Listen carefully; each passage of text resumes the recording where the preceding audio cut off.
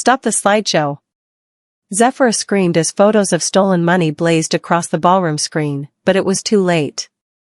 Her half-brother Kairos stood frozen at the microphone, his perfect wedding smile cracking like broken glass.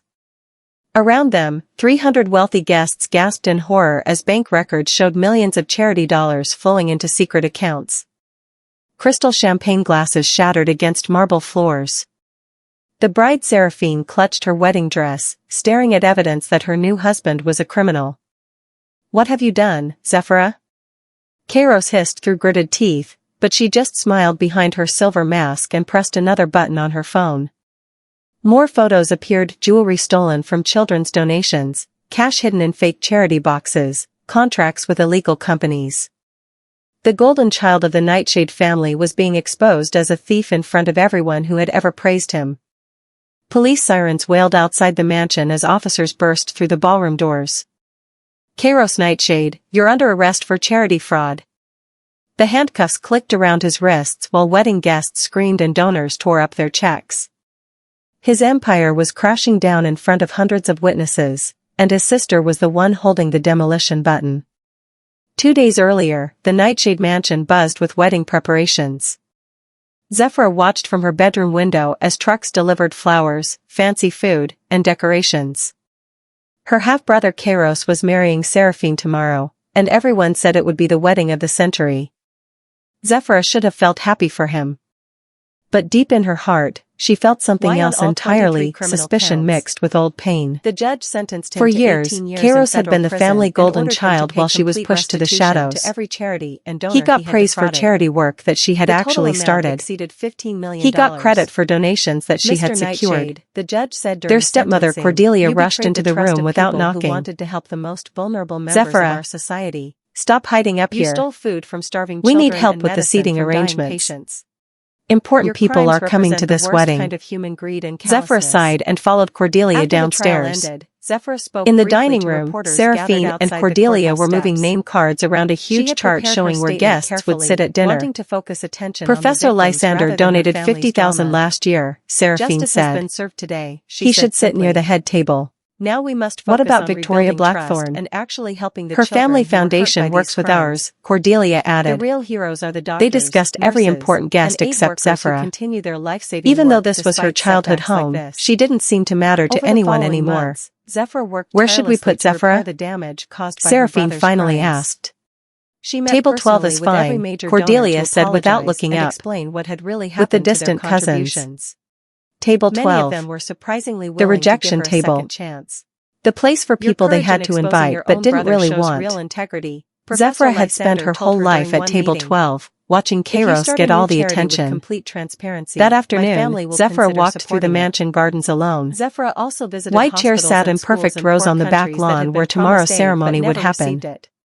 A flower She saw arch marked firsthand the the spot suffering where that Kairos and Kairos's greed Seraphine had would caused exchange children vows. with preventable diseases, Everything looked schools beautiful without and basic expensive. supplies, communities But without lately, clean water. Zephra had been noticing But she strange also things saw about her hope. brother's work. Local aid workers Money that were should have still gone to fighting children's help their hospitals seemed to communities despite being disappear. betrayed by fake charities. Donors who thought they were helping Their orphans never dedication got inspired updates about how Zephra their to find new contributions ways were to support used. their efforts. When she asked She questions, decided everyone to start told her she was completely just over with jealous a new of Kairos's organization called the success. Phoenix Foundation, As she walked past the symbolizing garden something good shed, rising voices from the ashes inside of made her Kairos's stop. criminal empire. One belonged to The new Kairos. charity would operate with The other radical was a stranger with a transparency, rough voice. publishing detailed financial The wedding reports donations monthly will be and our allowing biggest donors score to yet, track Kairos exactly was how their saying. money was used. Rich people love 1 giving year money after at the wedding fancy disaster, weddings. Zephra received an They feel guilty unexpected watching visitor at the romance when they mansion. have so much wealth. Seraphine, You Kairos's sure the former offshore bride, accounts are stood at the safe? front door The stranger looking nervous asked. but determined. Completely "I hope safe. you don't mind me coming here," Money goes Seraphine in through the said. charity, gets "I cleaned wanted through to 3 shell apologize for companies, not seeing then what comes kind of back man to us. Kairos really was. We keep most of I it, should have give asked just more enough to questions real about the charities to look good foundation's on work." paper. "You couldn't Zephra's have blood known," turned to Zephra ice. replied, inviting her Her brother inside. was stealing charity He money was and very bragging skilled about at it. deception. What about your Even I sister? didn't The suspect stranger the full continued. extent of his crimes until I She found used to that run evidence. fundraising events. Seraphine had Won't changed she get dramatically since suspicious? the wedding. Kairos She laughed, looked a older cold, and sadder, cruel but sound. also stronger somehow. Zephra? She had Nobody annulled her listens marriage to her immediately anymore. after Kairos's arrest She's and bitter donated about her being pushed expensive wedding aside. dress to a charity auction. Even if she complained, people "I've would been think she working was with just victims' jealous. rights organizations," She's Seraphine completely explained. harmless.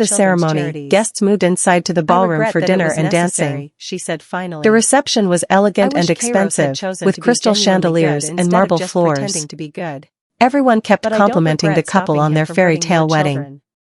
Zephyr waited She looked until out her everyone office was window distracted at the by city dinner below, and thinking conversation. about all the children around Then the she world who quietly were slipped healthier, away from the better crowd and made her way educated, back and down safer to the because basement. Kairos's crimes had been The stopped. mansion felt eerily The quiet sharpest compared to the party revenge, happening she said upstairs. quietly, isn't hurting someone Zephyr's who hurt you. flashlight cut through the The darkness as she sharpest walked to revenge the is locked making door sure they at the can end of never the hurt hallway. anyone else again. Her hand shook as she tried Sometimes the the first most loving key. thing you can do is It tell the didn't truth, fit. even when everyone The second expects you key to didn't work lie. either. Celeste But the smiled third and key hugged her slid godmother smoothly into the tightly. first lock and turned with You a taught me soft that click heroes that don't echoed wear in the masks to hide silence. their faces. The other two locks Real opened heroes just as take off their easily. masks so everyone can Zephyr see who pushed they the heavy really wooden are. door open and stepped Outside, inside, her children played in a flashlight beam park that revealing the Phoenix room's shocking Foundation had helped contents. build, their laughter What she saw echoing made through her the gasp afternoon out air. loud. The Somewhere in the secret room world, was much other larger children than were Zephyr receiving had medicine, expected, food, and it was and packed with education evidence of because one Kairos's woman had crimes. chosen truth over family loyalty Wooden on a crates night lined the when walls, everyone expected some labeled with silence. fake charity names, The others golden child completely had unmarked. fallen, but from his ashes, A desk in the something corner was covered infinitely with more financial valuable had documents. risen, genuine hope for An the open innocent safe and in the back powerless. contained folders stuffed The with wedding contracts toast that and bank ruined statements. everything had ultimately saved This wasn't everything just that a storage mattered. room. It was the headquarters of a criminal operation. Zephyr started with the wooden crates, her anger growing with each discovery.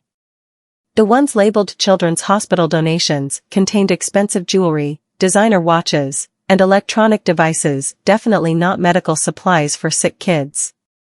Crates marked Orphanage Relief Fund were filled with cash in different currencies and folders of suspicious paperwork. She photographed everything with her phone, making sure to get clear images of the labels and contents. Every piece of jewelry in these boxes could have bought medicine for dying children. Every stack of cash could have provided food for starving families. The desk revealed even more damning evidence. Bank statements showed money transfers between various accounts. Some accounts belonged to legitimate charities that worked with the foundation.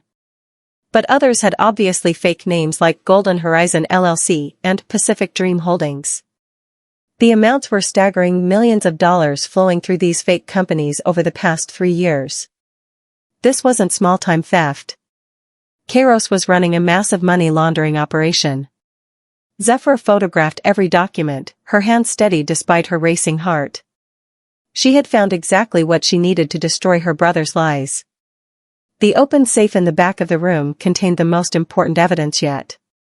Contracts with shell companies in foreign countries showed exactly how Kairos moved stolen money through fake businesses, then brought it back as legitimate investment profits. It was a brilliant criminal scheme, Zephyr had to admit. Wealthy people donated money to help children. The money disappeared into offshore accounts controlled by fake companies. Then it returned to Kairos as business profits that looked completely legal on paper. Meanwhile, the actual charities got just enough money to keep up appearances. Kairos looked like a hero while secretly stealing millions from the people who trusted him most. As Zephyr photographed the contracts, she heard something that made her blood freeze. Footsteps. Someone was walking down the basement stairs. She quickly turned off her flashlight and looked around desperately for a hiding spot. The room was full of crates, but there wasn't much space to hide. She squeezed herself behind a stack of boxes in the darkest corner and held her breath. The footsteps got closer and closer. Someone was definitely walking down the hallway toward the storage rooms. Zephyr's heart pounded so loudly she was sure whoever was coming would hear it. The footsteps stopped right outside the locked room. Zephyr pressed herself against the wall, trying to become invisible in the darkness. Had she left any signs that someone had been in here? Had she forgotten to lock one of the doors behind her? After what felt like hours but was probably only minutes, the footsteps moved past her hiding spot to another room somewhere else in the basement. She heard a door open and close, then silence. Zephyr waited another 10 terrifying minutes before moving. When she was completely sure the person had gone back upstairs, she finished photographing the evidence and prepared to leave. Zephyr carefully locked all 3 locks on the secret room, then crept back upstairs to rejoin the wedding reception. The party was in full swing, with guests dancing and celebrating under the crystal chandeliers. At the head table, Kairos was laughing with his new in-laws, completely unaware that his sister had just gathered enough evidence to send him to prison for decades. He looked so confident and happy, surrounded by people who believed he was wonderful. If only they knew what kind of monster he really was. Zephyr returned to her seat at table 12 and forced herself to act normal. She smiled when people talked to her and even danced with a few distant cousins. But inside, her mind was racing with plans.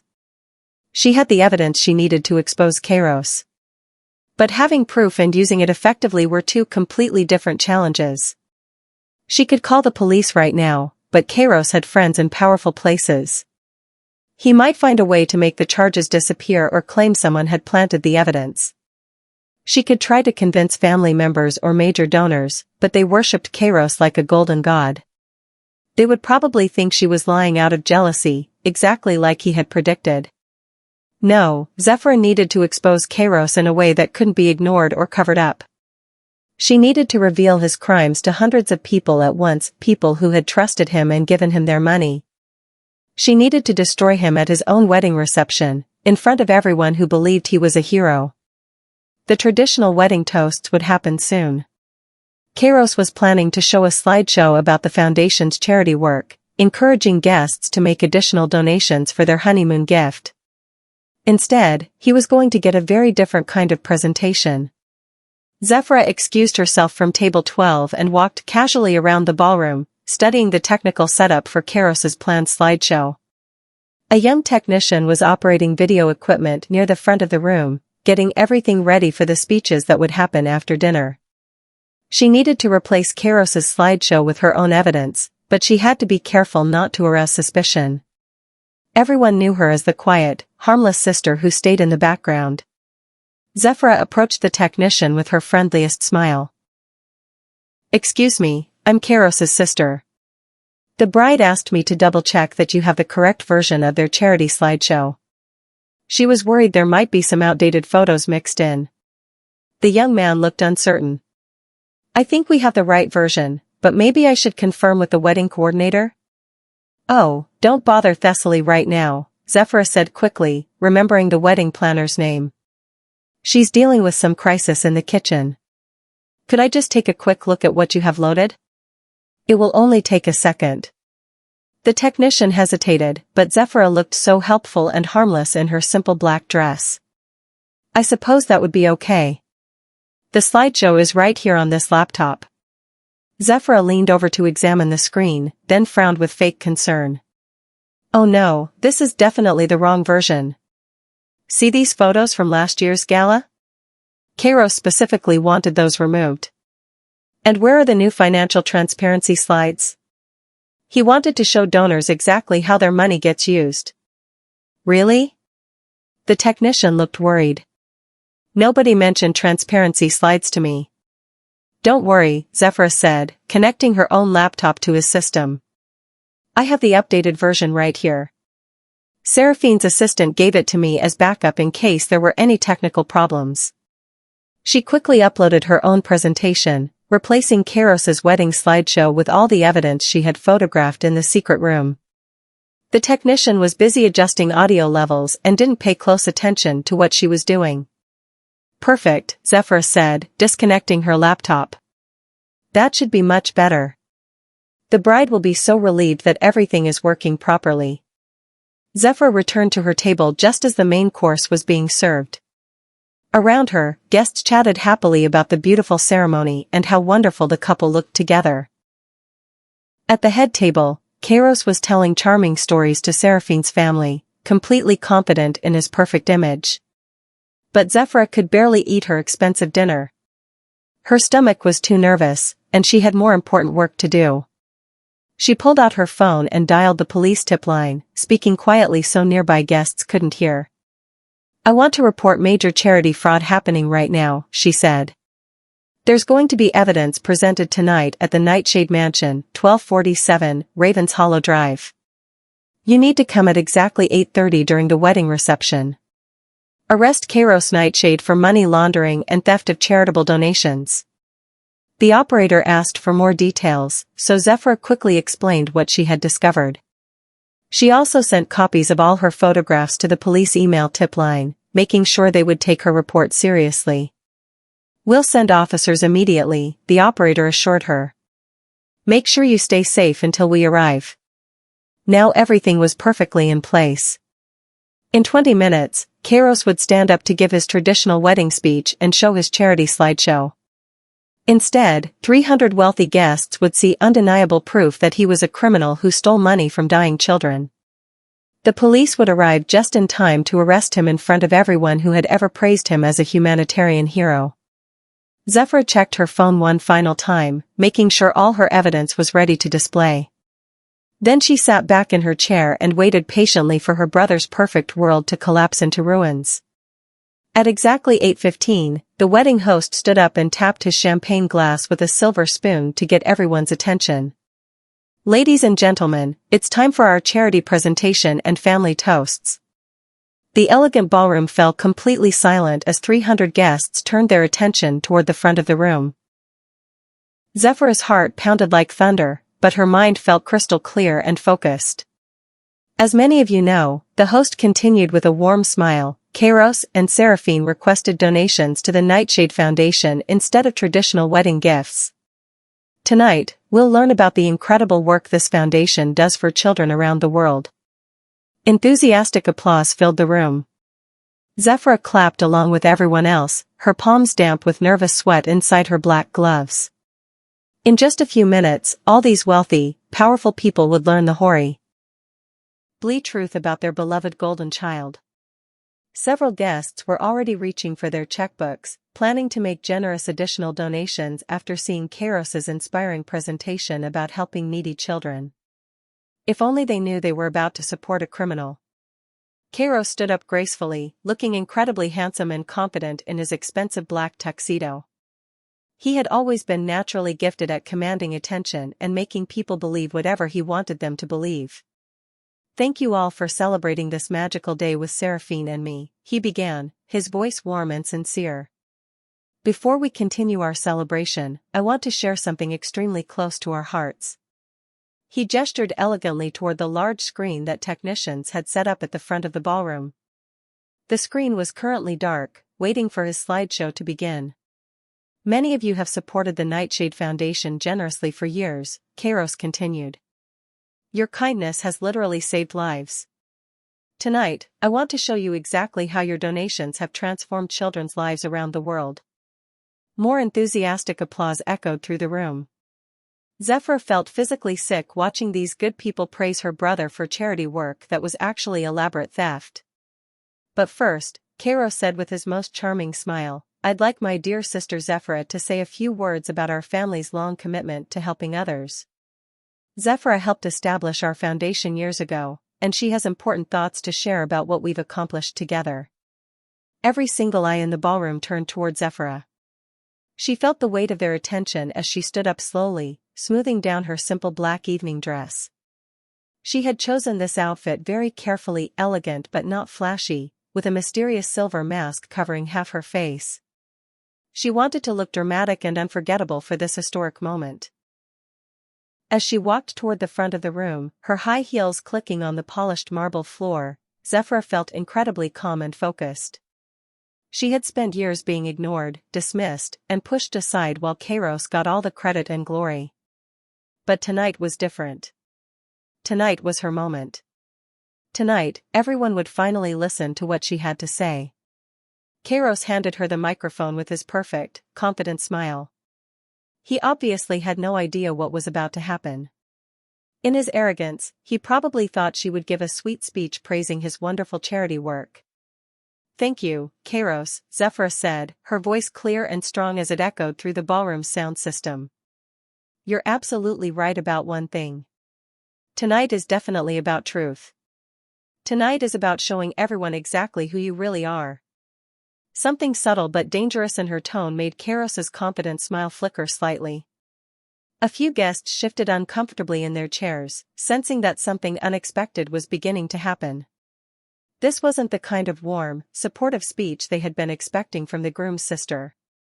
Zephyra pulled out her phone with steady hands and pressed the button that would change everything. The moment Zephyra pressed the button, Kairos's wedding slideshow vanished from the screen. Instead of romantic photos and charity success stories, shocking new images appeared that made the entire ballroom gasp in unified horror.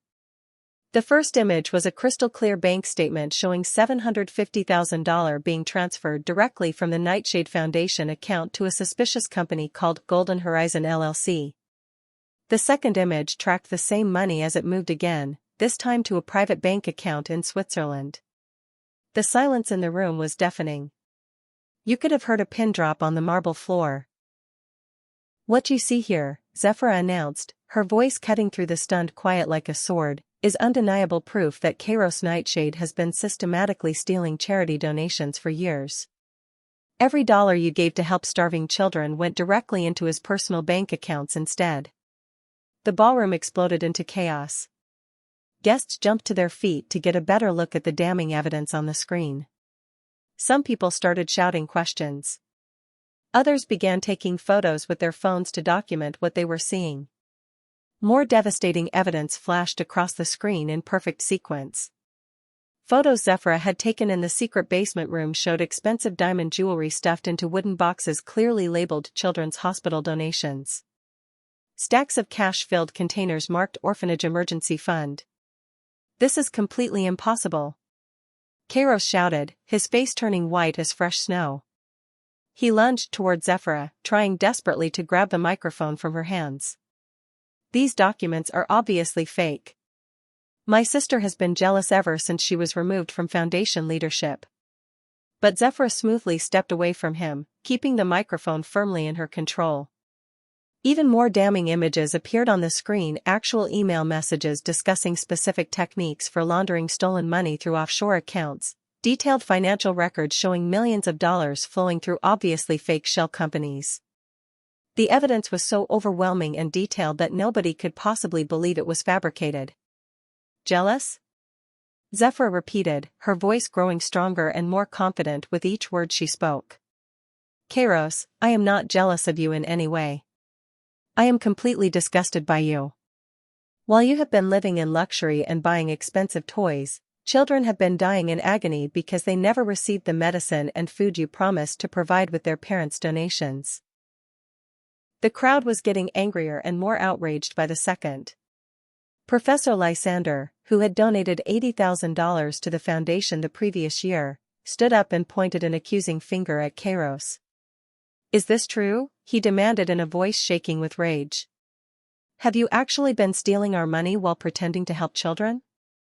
Seraphine, the beautiful new bride, stared at the screen in absolute horror. Her gorgeous white wedding dress suddenly looked like a costume from a nightmare.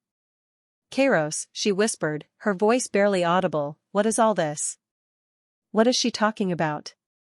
Please tell me this is some kind of mistake." But Kairos couldn't give her a coherent answer. He was too busy trying frantically to figure out how to stop the presentation and regain control of the situation. Sweat was forming on his forehead despite the cool air conditioning in the ballroom. "These accusations are completely false," he shouted desperately to the increasingly hostile crowd. "Zephra has been bitter and resentful ever since I took over Foundation leadership. She's obviously trying to destroy me because she couldn't handle being removed from power." But the evidence on the screen was far too clear and detailed to be fake. Bank routing numbers, precise account balances, signed contracts with official letterheads, everything looked completely authentic and professionally documented. More shocking images kept appearing. Photos of Kairos meetings secretly with known criminals. Contracts with shell companies that existed only on paper. Email conversations about the best methods for hiding stolen money in foreign countries. Each new piece of evidence made the crowd angrier and more disgusted. "You want to know exactly where I got all this evidence?" Zephra asked the crowd of increasingly furious guests. "Last night, I discovered a secret room in our family mansion's basement. A room with 3 heavy locks that Kairos has been using to store stolen donations and forged financial documents. He has been using our family home as the primary headquarters for his criminal money laundering operation." The ballroom erupted into complete chaos. Some guests were making frantic phone calls, probably to their lawyers and accountants. Others were angrily tearing up donation checks they had planned to write for additional contributions. Several people had already stormed out of the reception, shaking their heads in absolute disgust.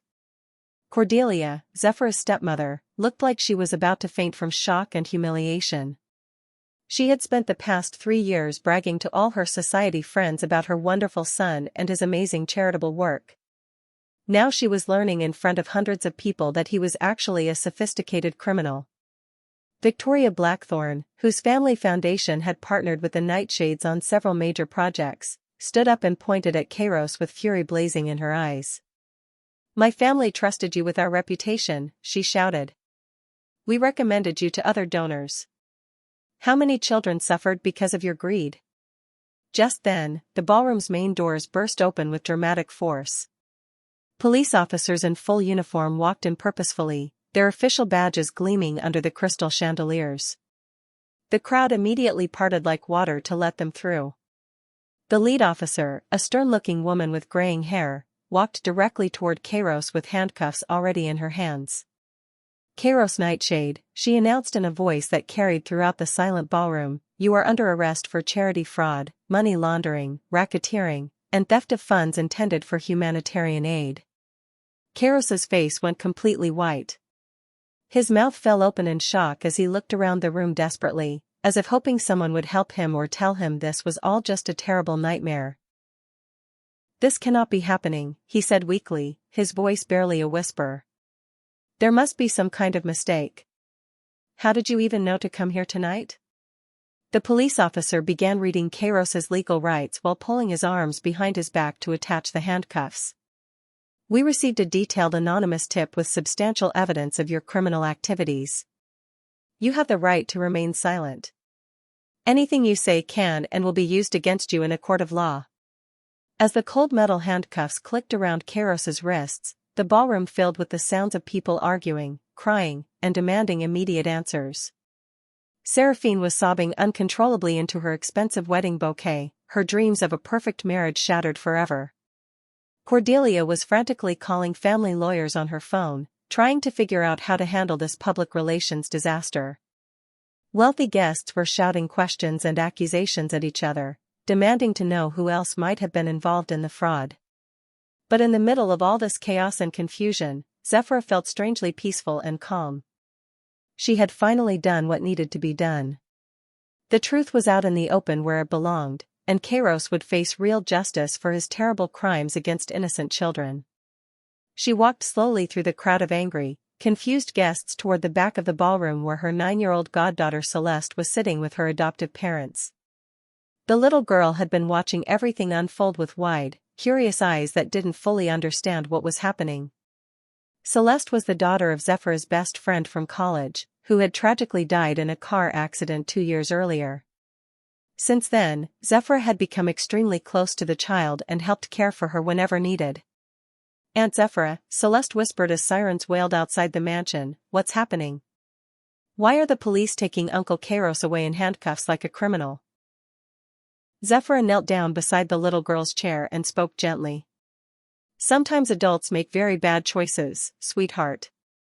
Uncle Kairos was taking money that was supposed to help sick children like you.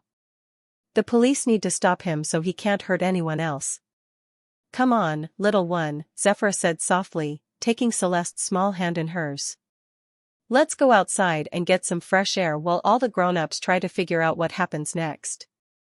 As Zephyra and Celeste walked toward the ballroom exit, stepping carefully around scattered champagne glasses and torn donation checks, the chaos continued to rage behind them.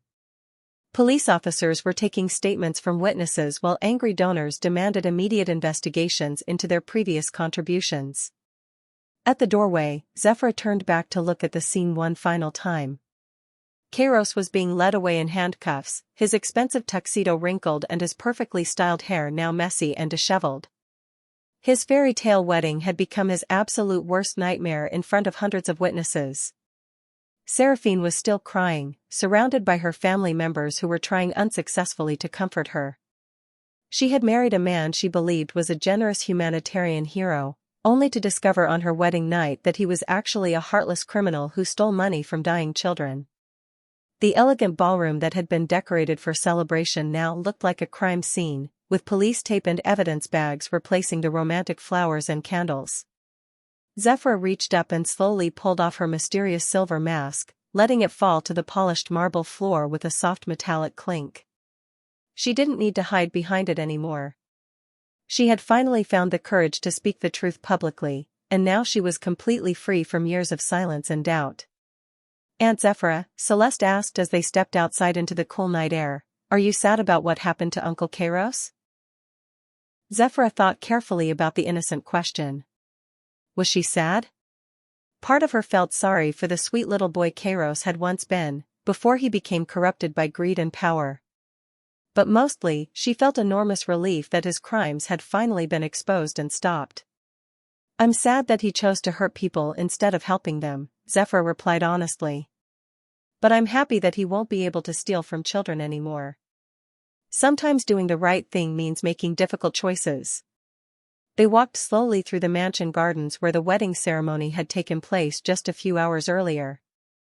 The white chairs were still arranged in perfect rows, but they looked abandoned and lonely in the moonlight. "Will the children get their money back now?" Celeste asked with the direct honesty that only children possess. "I hope so," Zephyr said, squeezing the little girl's hand gently. "The police will work very hard to find all the money Uncle Kairos stole and return it to the hospitals and orphanages where it belongs. It might take time, but justice will happen." As they reached the car where Celeste's adoptive parents were waiting, Zephyr made a silent promise to herself. She would spend the rest of her life working to repair the damage her brother had caused. She would rebuild the Nightshade Foundation as a completely legitimate charity that actually helped children instead of stealing from them. The golden child had finally fallen from his pedestal, but something much better could rise from the ruins of his criminal empire. Over the next few days, news of Kairos's arrest spread across national media. Headlines screamed about the charity fraud scandal that was exposed at a luxury wedding. Television reporters camped outside the Nightshade mansion, trying to get interviews with anyone connected to the story.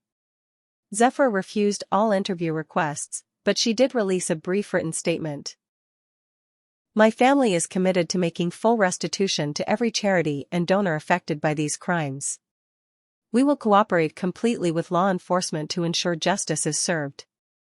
The FBI launched a comprehensive investigation into the Nightshade Foundation's finances. They discovered that Kairos had stolen over $12 million during his 3 years in control. The money had been laundered through dozens of shell companies in 7 different countries. Most of the stolen funds were eventually recovered and returned to legitimate children's charities. But the damage to the Nightshade family reputation seemed irreparable. 3 weeks after the wedding disaster, Zephyr sat in the mansion's library, reading letters from donors and charity organizations. Some letters were angry, demanding explanations for how the fraud had gone undetected for so long. Others were surprisingly supportive, praising her courage in exposing her own brother's crimes. One letter particularly touched her heart. It came from Dr. Miriam Vance, who ran a children's hospital in Guatemala that had been promised funding from the Nightshade Foundation 2 years earlier. "Dear Ms. Nightshade," the letter read, "we never received the medical equipment your brother promised, and 15 children died last winter because we couldn't afford proper heart monitors. But your courage in exposing his crimes gives me hope that justice still exists. Thank you for choosing truth over family loyalty." Zephyr wiped tears from her eyes as she finished reading. Those 15 children had died because of Kairos's greed, while he lived in luxury and received praise for his fake charity work. Cordelia knocked on the library door and entered without waiting for permission. Her stepmother looked exhausted, with dark circles under her eyes and gray streaks in her usually perfect hair. "The lawyers want to meet tomorrow," Cordelia said wearily. "They need to discuss dissolving the foundation and transferring remaining assets to legitimate charities."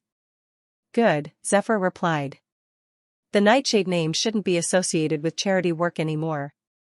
Too much damage has been done." Cordelia sat down heavily in the chair across from Zephyr's desk. "I keep thinking about all the society events where I bragged about Kairos's wonderful work. All those people who donated because they trusted our family name. How could I have been so blind?" "He fooled everyone," Zephyr said gently. "That's what made him so dangerous.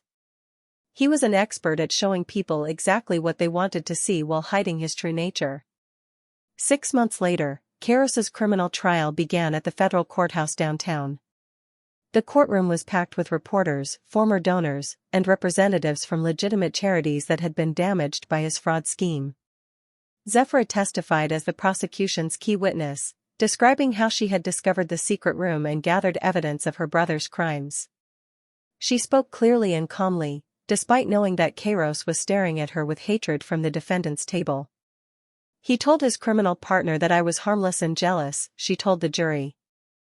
He believed nobody would listen to me even if I tried to expose him. That arrogance was ultimately his downfall. The prosecutor presented overwhelming evidence of Keiros's guilt. Bank records, contracts with shell companies, photographs of stolen goods, and testimony from multiple witnesses painted a clear picture of systematic fraud over several years. Keiros's defense lawyers tried desperately to argue that he had been manipulated by criminal business partners or that the foundation's money had been mismanaged rather than deliberately stolen. But the evidence was too detailed and comprehensive to support any innocent explanation. When Kairos took the witness stand to testify in his own defense, his true personality finally emerged. Gone was the charming, caring humanitarian that everyone remembered. Instead, he was bitter, angry, and defensive, blaming everyone else for his problems.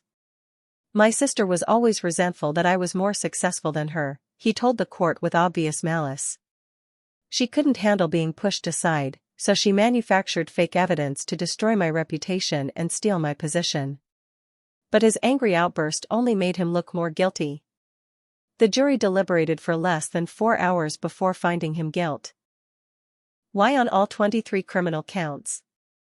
The judge sentenced him to 18 years in federal prison and ordered him to pay complete restitution to every charity and donor he had defrauded. The total amount exceeded $15 million. Mr. Nightshade, the judge said during sentencing, you betrayed the trust of people who wanted to help the most vulnerable members of our society. You stole food from starving children and medicine from dying patients. Your crimes represent the worst kind of human greed and callousness. After the trial ended, Zephyrah spoke briefly to reporters gathered outside the courthouse steps.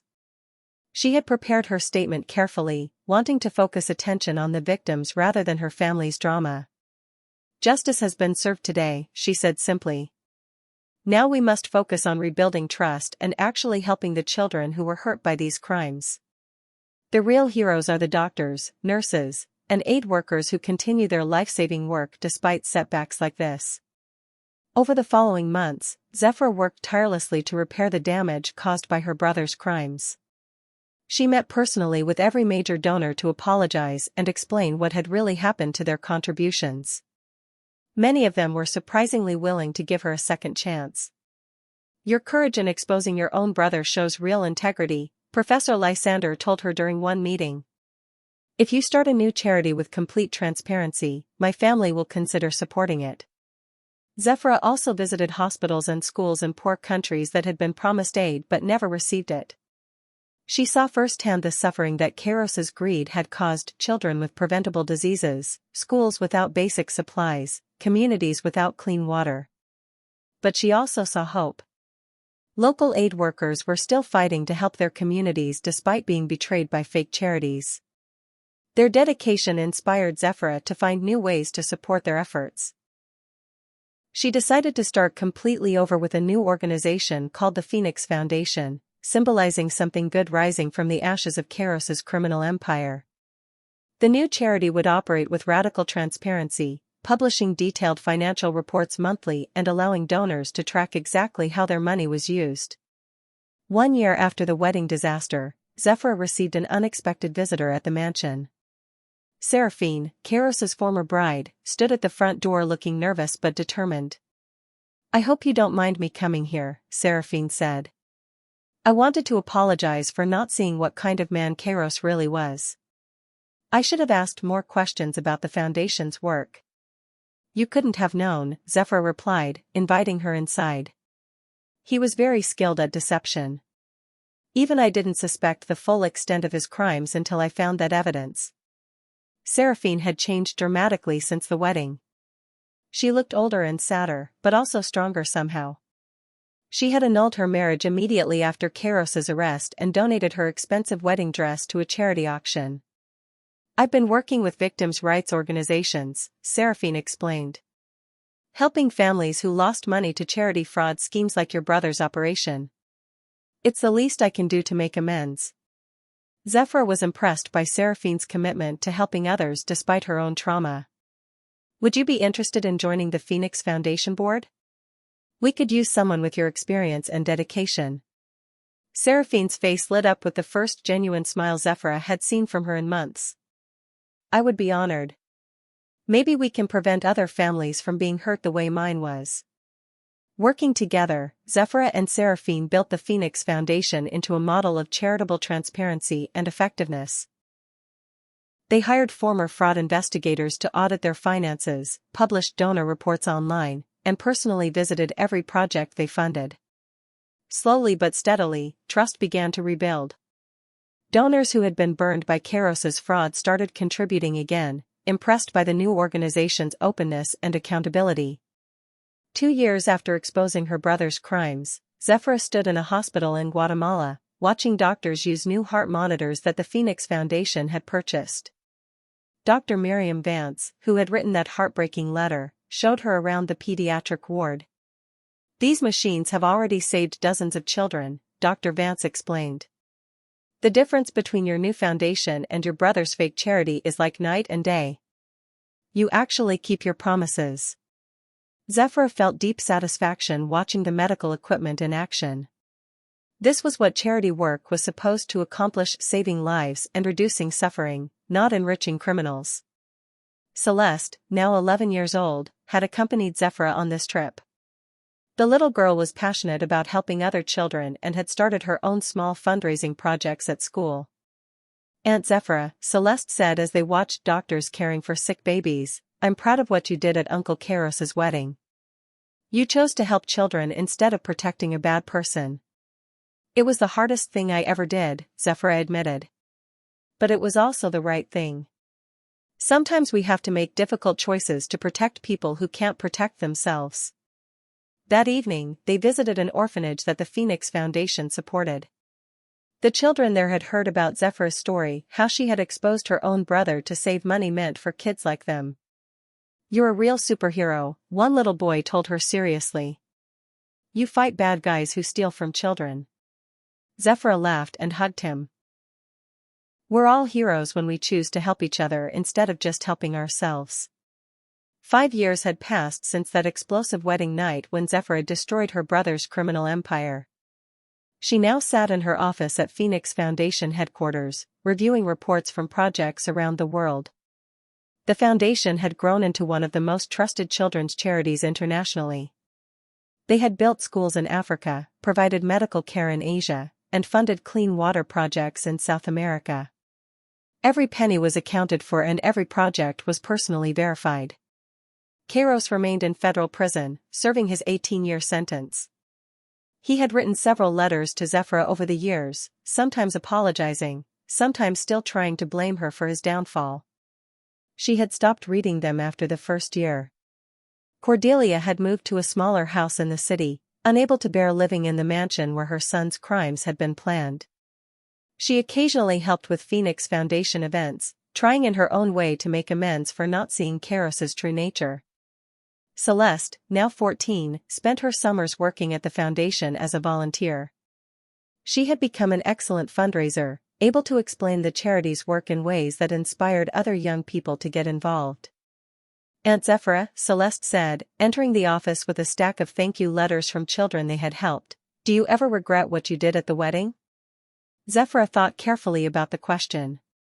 Exposing Kairos had destroyed her family relationships and caused enormous pain for many people. But it had also prevented him from stealing millions more dollars from children's charities. "I regret that it was necessary," she said finally. "I wish Kairos had chosen to be genuinely good instead of just pretending to be good. But I don't regret stopping him from hurting more children." She looked out her office window at the city below, thinking about all the children around the world who were healthier, better educated, and safer because Kairos's crimes had been stopped. "The sharpest revenge," she said quietly, "isn't hurting someone who hurt you. The sharpest revenge is making sure they can never hurt anyone else again. Sometimes the most loving thing you can do is tell the truth, even when everyone expects you to lie." Celeste smiled and hugged her godmother tightly. "You taught me that heroes don't wear masks to hide their faces.